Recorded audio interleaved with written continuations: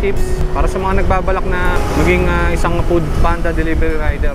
Kung nagbabalak ka na maging isang Food Panda delivery rider, click mo yung link na yan. Diyan sa description ilalagay natin para makapag-register ka kay Food Panda.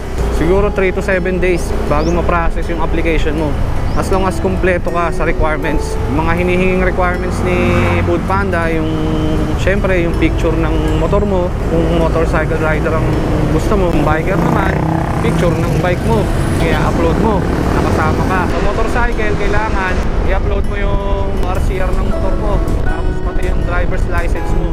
And then yung mga other requirements such as NBI clearance, mga barangay clearance. Ngayon, kung hindi naman ikaw ang may-ari ng motor mo, siyempre yung deed of sale.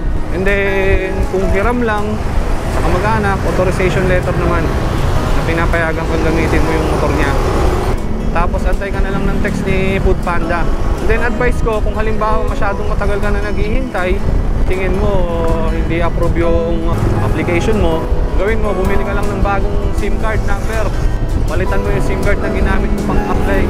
Kasi ganun ang ginagawa nung iba. Actually ako, ganun din ang ginawa ko. Yung unang application ko, Sablay. Ginawa ko, bumili ako ng bagong SIM card, nag-apply ulit ako. Yun na yung pinang-apply ko, yung bagong SIM card. And then, awa naman ng Diyos, after 3 days, nag-text na agad si Food Panda para sa training. Training naman, parang online exam lang yun. Papanoorin mo lang, and then meron siyang exam, syempre. Kasi online exam. Kasi exam ka. Syempre, kailangan ipasa mo yun. Then, nung natapos ko na siya, after 2 to 3 days again, ayun, biglang nag-text na lang si Food Panda na isa na nga akong Food Panda delivery rider. Tinext niya sa akin yung username and password. Then kailangan i-download and install mo yung application ni Food Panda para dun ka maglalagin at para makareceive ka na ng booking. So ganun lang kadali mga master. Simple. Okay kay Food Panda. Lalo na sa mga part-time, nagpa-part-time lang.